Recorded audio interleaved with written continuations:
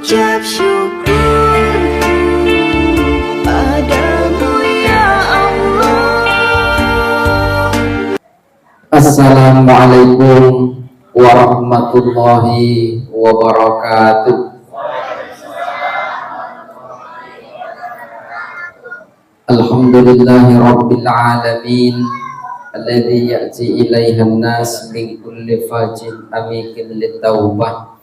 Wassalatu wassalamu ala man la nabiyya ba'dah wa ala alihi wa sahbihi wa mawalah.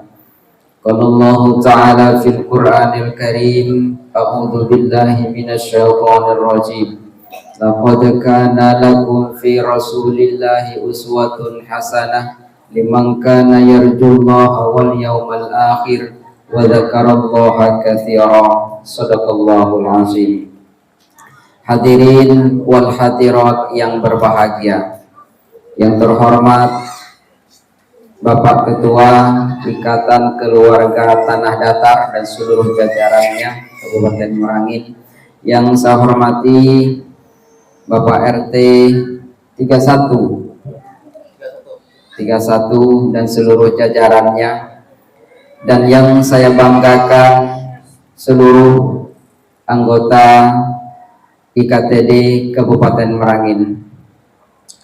Syukur alhamdulillah, sore yang berbahagia ini oleh Allah dipersatukan kita di dalam satu majelis, tentu satu majelis yang mulia, yang insya Allah inilah menjadi jambatan kita untuk menuju keridhaannya. Amin. Hadirin wal hadirat yang berbahagia, manusia itu hakikatnya adalah makhluk pembangunan. Manusia itu sebenarnya membangun sebuah mahligai yang mahal, tapi tidak semua orang mampu memelihara mahligai itu agar supaya tidak rusak dan hancur. Nah, oleh karena itu, kalau orang membangun sebuah rumah yang mewah, yang atapnya yang mahal, lantainya permadani, dindingnya bagus, karpetnya serba mahal, perabotan di dalamnya mahal, pas keringat banting tulang siang malam membangun rumah itu, tapi suatu ketika akan datang angin topan dan bisa hancur lebur seperti debu. Betul. Kalau orang membangun rumah dengan peras keringat banting tulang bisa rusak pada suatu saat, begitulah manusia ini. Orang sudah beramal, begitu beramal banyak, berinfak dan sedekahnya banyak. Sebenarnya yang kita berikan ke rumah Allah tadi ini keramik per keramik itu itulah amal yang abadi di hadapan Allah. Kita bawa duit 1 juta, kita bawa ke pasar, pas mampir di acara ini kita kasih 100.000, nanti mampir di pasar nanti kita belanjakan 900.000, habis semua duit. Yang untuk kita sebenarnya adalah yang kita berikan ke rumah Allah 100.000. Yang 900.000 beli apa misalnya? Beli sayur, beli baju, beli jilbab, beli chip, kalau yang main chip kan. Semua hilang di dunia ini, yang abadi adalah yang 100.000 itu. Pantaslah Allah mengingatkan kepada kita, mathalul ladzina yunfikuna amwalahum fi sabilillah kamathali habbatin ambatat sab'a sanabil fi kulli sumbulatin mi'atu habbah wallahu yudha'ifu liman yasha wallahu wasi'un alim. Perumpamaan orang yang menginfakkan hartanya ke jalan Allah seumpama dia menanam 1 biji padi yang akan menumbuhkan 1 biji padi yang menumbuhkan 7 tangkai padi. Dalam 1 tangkai padi menumbuhkan 100 biji padi. Bayangkan 100.000 yang engkau berikan ke rumah Allah akan melahirkan amal 700.000. Dalam 700.000 melahirkan 7 7.000 amal. Bayangkan 7 juta amal di hadapan Allah. Kalau 1.000 akan mendapat 70.000. 70.000 melahirkan 700.000. 1.000 melahirkan 700.000. 100.000 melahirkan 7.000 amal. 7 juta amal di hadapan Allah. 100.000. Kita sudah bangun begitu baik amal, sedekah, sholat begitu luar biasa. Kita simpan di dalam gudang yang kokoh. Tapi suatu saat amal itu bisa digerogoti oleh tikus yang liar. Maksudnya apa, Ustaz? Kau beramal banyak, engkau santuni anak yatim, engkau sedekah, engkau infak ke masjid, kau bantu yang lemah, tetangga yang susah kau bantu, engkau selalu berbuat baik, amalmu segudang besar, tapi suatu saat akan rusak amal itu. Inilah yang diingatkan oleh baginda Rasul, sittatul asya'a tuhbatul a'mal. Ada 6 pilar utama yang mengerogoti amalmu, yang merusak amalmu itu. Amal sholatmu akan rusak, amal puasamu akan rusak, amal zakatmu akan rusak, amal santun anaknya santun anak yatim akan rusak.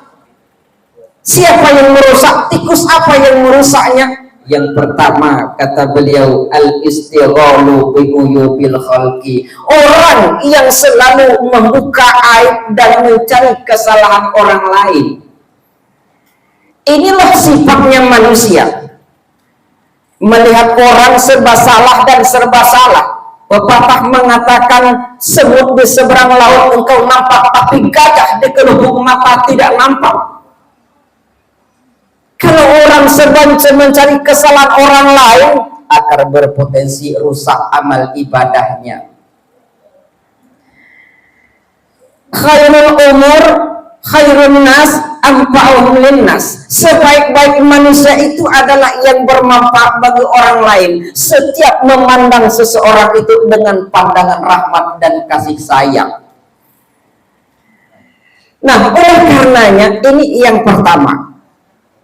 Apa pesannya Ustaz? Jangan mencari salah orang. Kan kadang-kadang kita, ya betul, kita al-insan makanul khoto'i wan nasihat. Manusia adalah wadah dari kesalahan dan kehilapan. Betul, tapi janganlah mencari salah orang lain. Lewat orang misal, wah cantiklah ibu nih, tapi ada salahnya, hidungnya pesek. Lihat orang bawa motor, wah tengok dia bawa motor NMAX gitu. Di mana pula dia pinjam duit nih? Duit dia lah, ada dia pinjam duit tak? Kan adanya salah orang seuzon kepada orang lain, ini sangat berpotensi merusak amal. Yang kedua, yang merusak amalmu itu apa?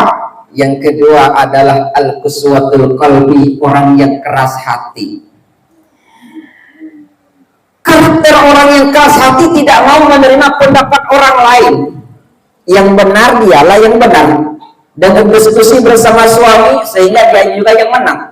Berdiskusi bersama keluarga, ikatan keluarga tanah datar, pendapatnya lah yang ingin diterima. Enggak, kata saudaranya, pokoknya saya seperti ini.